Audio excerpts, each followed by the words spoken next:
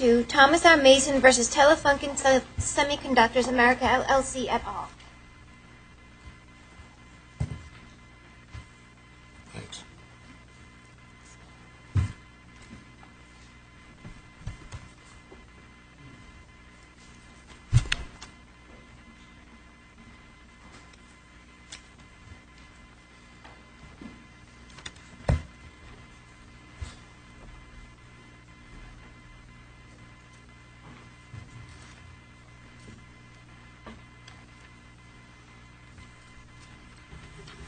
Mr. Barnes. Good morning, Your Honor. May it please the Court. Before I begin, I'd like to reserve 2 minutes for rebuttal. You may have it. My name is Kenneth Barnes. With me at counsel table is Attorney Ann Rice, my co-counsel. And we represent Tom Mason, who is in the courtroom in the second to last row. We appreciate the opportunity to speak to you this day. The parties have probably made this case seem more complicated than it really is, because there are two essential considerations in this court. One is that the trial court never made any decision at all about the cause of action relating to good faith and fair dealing, the claim that Telefunken breached its implied duty of good faith and fair dealing. On this issue, there's no district court reversal, no district court judgment to be affirmed or reversed. There's no Can we get to the basic contract questions and whether summary judgment should have been used as the vehicle to resolve these claims, please? Sure, glad to. And so we think that the case should be remanded just at least for the good faith and fair dealing claim to be considered. On the summary judgment issue, which was granted as to all the remaining contract issues, the court correctly stated the standard summary judgment standard of review, but in our view, the court then didn't apply that standard properly to the circumstances of this case. Instead, the court discounted or declined to consider at all certain evidence that favored Mr. Mason, the non-movement. Instead, the court drew inferences in favor of Telefunken, the moving party that moved for summary judgment. The court drew inferences in favor of them and declined to draw other inferences, which were reasonable inferences a jury could draw, in favor of Mr. Mason. And because of that, the court found itself determining facts, actually determining important material facts, and then applied the law to those facts. Please. Gladly. Well, there were a number of factual disputes that actually were important to this case, which the court decided for itself rather than leaving to the jury. The most obvious one. You've got three separate breach of contract claims here. Yes. Right? And it would be helpful not only if you would heed the Chief Judge's admonition and get the specifics, but if you would do so identifying how the specifics relate, which claim the specifics relate to. Why don't you start first with your claim that what occurred December 31st, January 1st, constituted a termination within the meaning of the employment agreement. Exactly. And that is a factual determination in our view. Even though in construing a contract is a question of law, Your Honor, if the contract is not clear on its face or unambiguous, then you have to look to facts such as what the parties intended when they talked about getting a severance package when you're terminated. If you look at the facts in the plain meaning of facts, termination, Mr. Mason's job at Tejas was terminated effective December 31st. That's what Raj Johal, the president of Tejas, told him in early December, that your job will be terminated because we're merging with Telefunken. That is what the written documentation says, that you are terminated. And there's a new contract with Telefunken that tells Mr. Mason, we are offering you a new job at this new company. But this new contract does, in several places, refer to this as a transfer of employment, doesn't it? Well, actually, it doesn't do that in many places. It refers to it as the new contract may talk, whatever it talks about itself. There is an agreement called the transfer agreement. Yeah, and that was. Yeah, that's what I'm talking about. Yeah, that was drafted by the lawyers, but it is not a transfer. Are you assuming that the original agreement wasn't drafted by lawyers? No, sir. I'm not. Although I think Raj Johal probably had more to do with it. So why isn't this, as the district judge said, a transfer rather than a termination? Well, first of all, the president of the company said you're terminated from this company. Right. Second of all, there's no dispute by anyone, including Telefunken's lawyers and the court, the district court. There's no dispute that Mr. Mason's job ended at Tejas.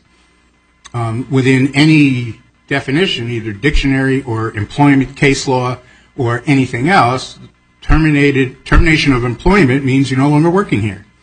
And there's no dispute that Mr. Mason was told you're no longer working at Tejas after December 31st. In fact, Tejas is going out of business and being merged with Telefunken. So there is no more Tejas, and you're not working here. So if that's so, or if that is at least an interpretation that a reasonable fact finder could make, the next question then becomes, why doesn't the release, which Mr. Mason signed as concomitant with the transfer agreement, or as part of the transfer agreement, whichever it was, why doesn't that release wipe away any claims for severance pay? Well, several reasons, and again... I'll settle for one if it's a good one. Settle for one if it's a good one, okay. Yeah, Mr. Mason signed the employee transfer, the so-called employee transfer and general release document, and wrote on it, on its appendix, plaintiff's appendix at 22,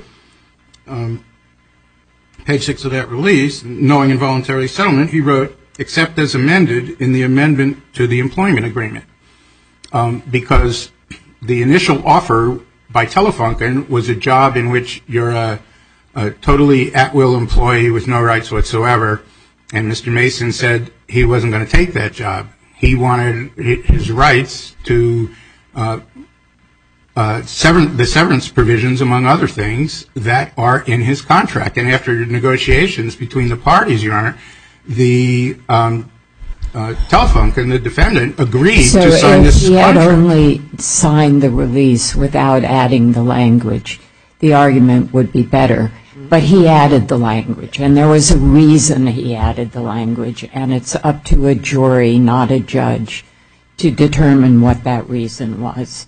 Exactly. Okay. So what's the next prong of your argument? You next have a claim for non-renewal, where you say the non-renewal of the March 31 of the employment agreement was itself a termination. All right? Yes, and that is because the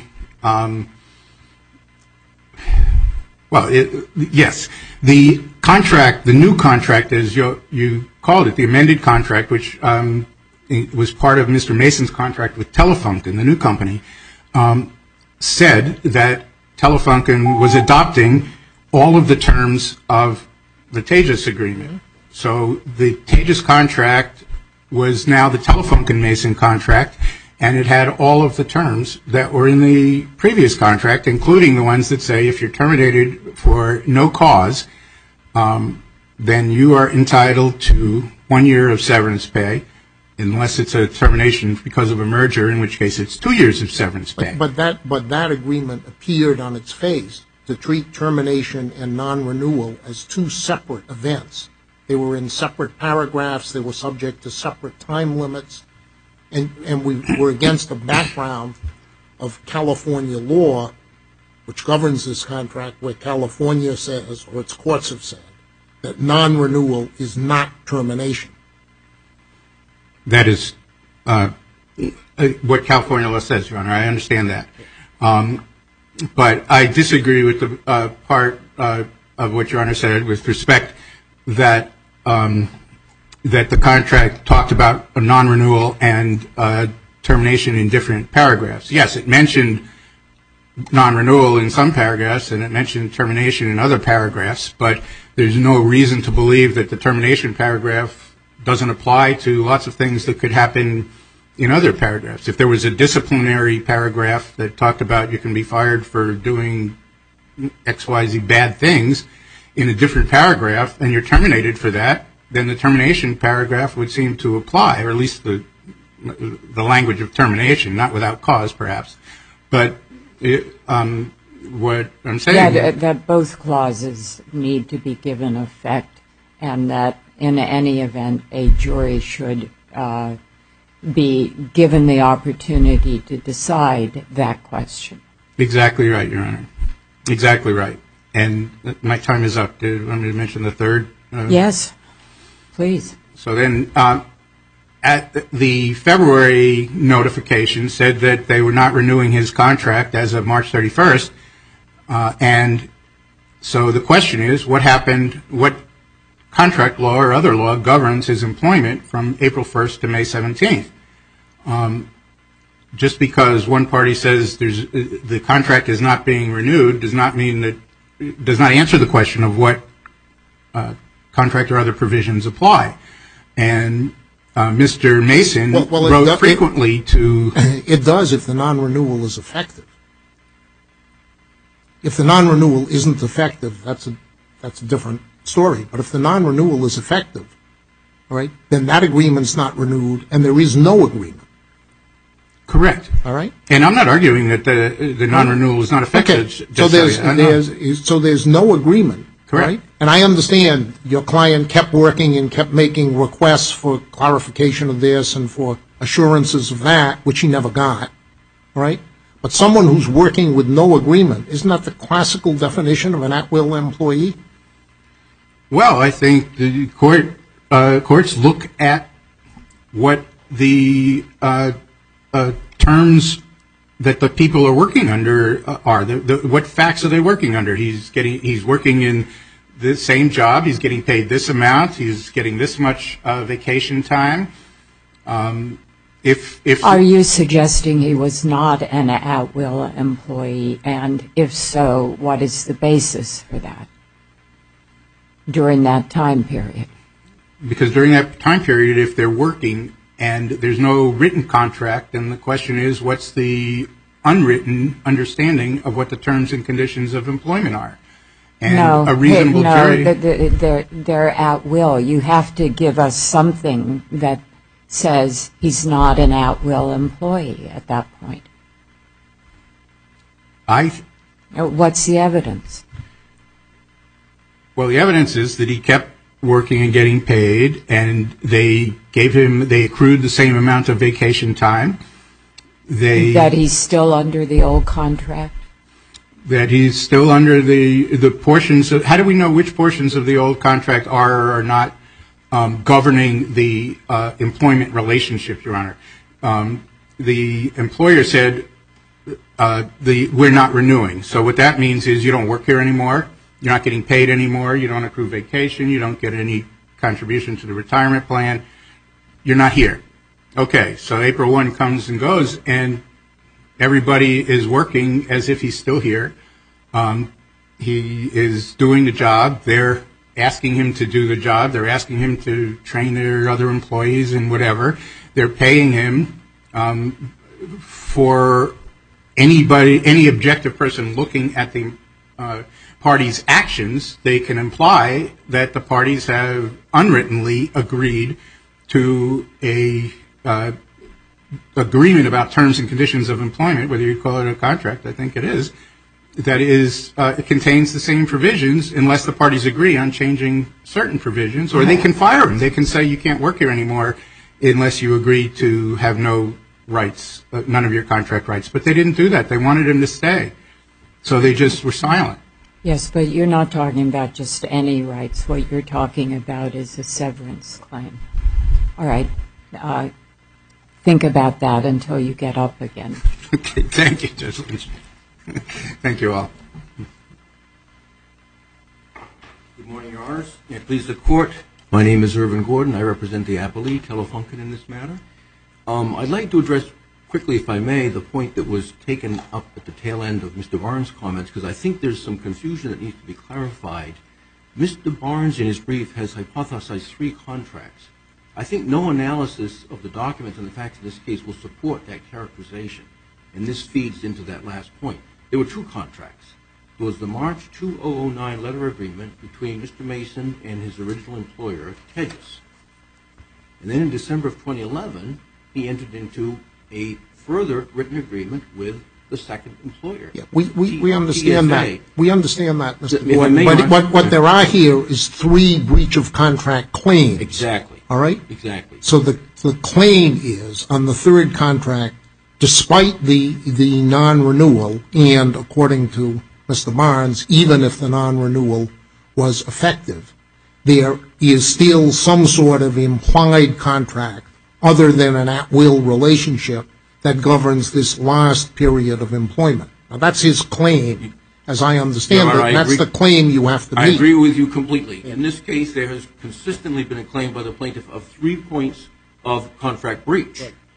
But I would submit to you, and I think the documents prove rather clearly, and certainly the trial judge understood, that there were only ever 2 contracts in play. Yeah. Because to address this last point, after the issuance of the non-renewal of the March agreement in February of 2012, pursuant to its terms, that agreement, which had been explicitly adopted into the agreement incorporated and agreed to by the parties in December, ceased to operate by its own terms.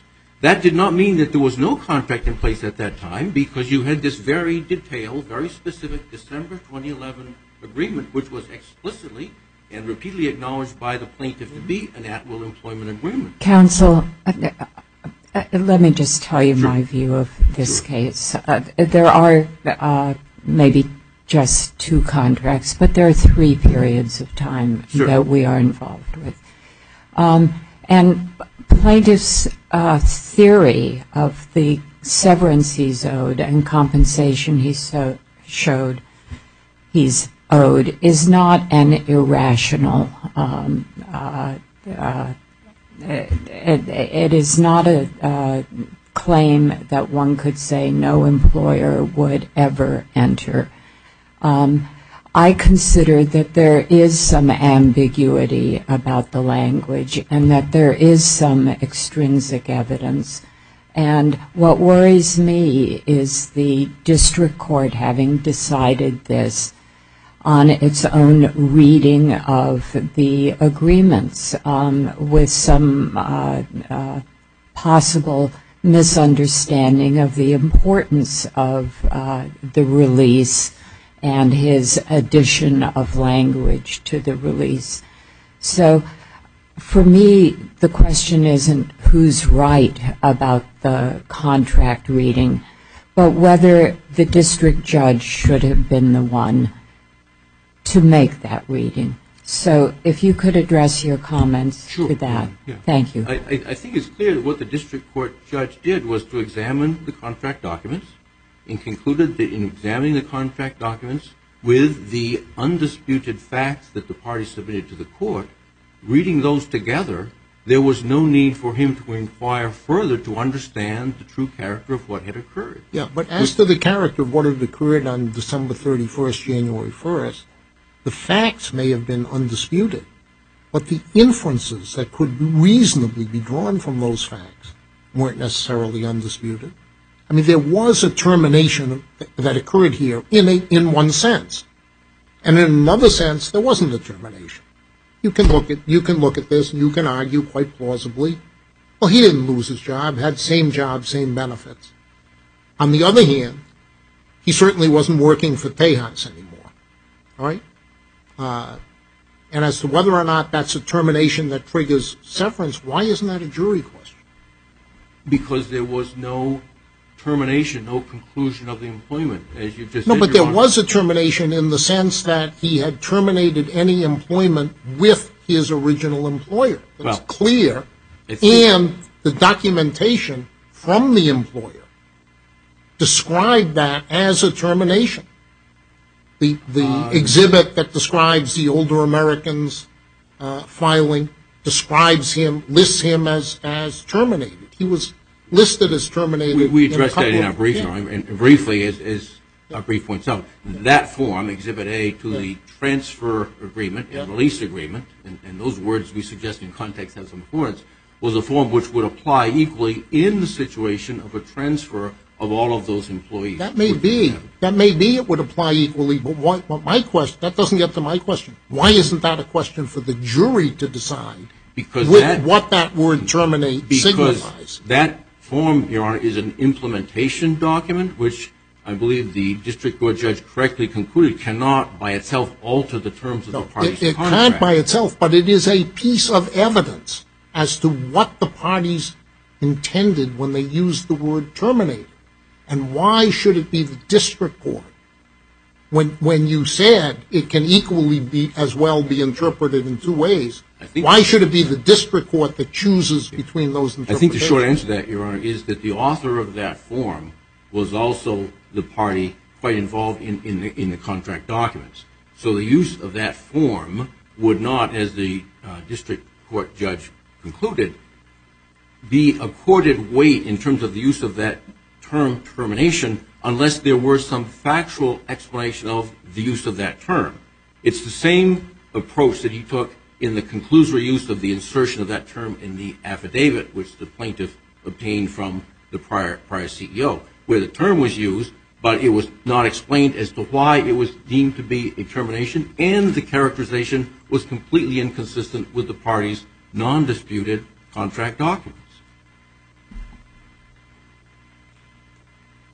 And Your Honor picked up on another point which I want to address, and this has not been a primary focus of the brief, but the December 2011 agreement was explicitly conditioned on Mr. Mason's agreement that if he was coming to employer B, he was not bringing with him any claims he would have against employer A. He had the option at that point. Except that he made that handwritten addendum, which was accepted, except as provided in the employment. Right. And that would have provided that going forward for the period permissible under that first agreement, it would continue to operate. But that's your construction of it.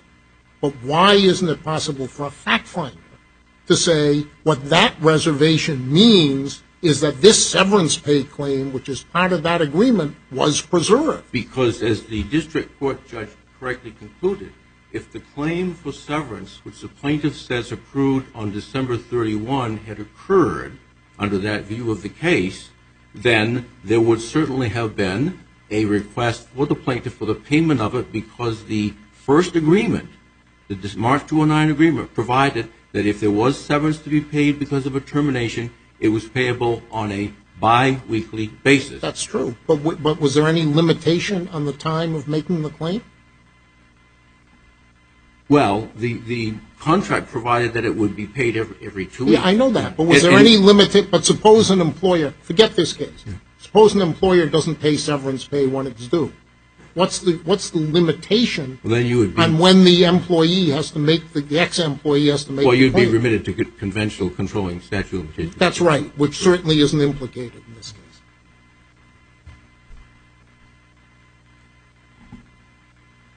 Your Honor, if I may, as I started to point out, in December of 2011, Mr. Mason could have exercised his rights under his March 2009 agreement and said, I view this as a termination. If that were his position at the time, his recourse, his remedy, his right under the agreement was to take that position and make that claim against the employer from whom he considered he had that entitlement. He chose not to do that in connection with an agreement in which Employer B said, we are happy to continue the same employment, but not if you bring forward claims from the prior period. Maybe, but he gives every indication by writing on the form attached to the transfer agreement that he does expect those obligations to be paid. He did, and he certainly expected that agreement to be carried forward, but it wasn't enlarged or changed nor did it revise the terms of the agreement to which it was attached, the December agreement. And one of its provisions was that it was a period of employment for a specified term, which was at that point within 2 or 3 months of occurring. And that, in fact, is what occurred. Thank you. Thank you.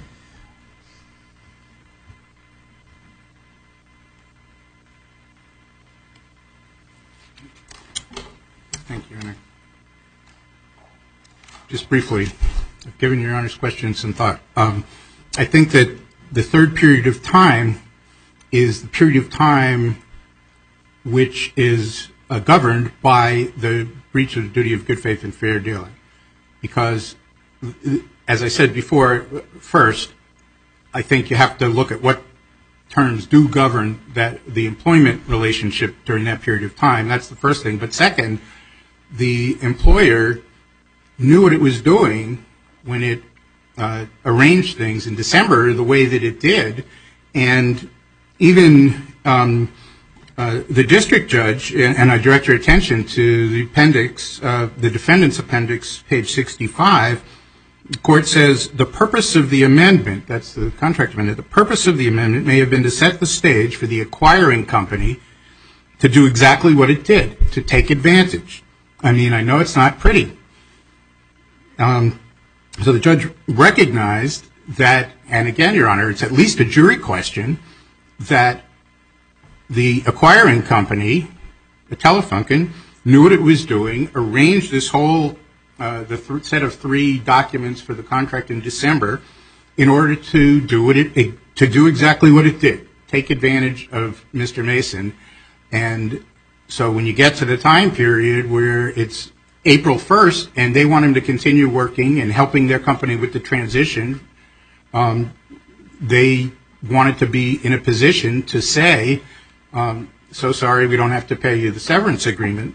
And Attorney Yamaguchi, who wrote to Mr. Mason in, I think, the end of March, the last day of March, said that Raj Johal, the president of the company, was the one who told her to do it this way, that it was basically his intent in the first place. He's the guy who all right, counsel. arranged it. Thank you, but I have one further question. Sure. Has this case been through the CAMP program? We were yes invited. Or no? We spoke to him, but no. No. All right. Thank you.